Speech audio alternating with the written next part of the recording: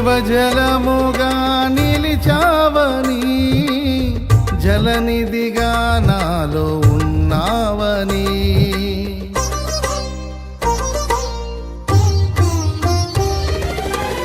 జనులకు దీవెనగా మార్చావని,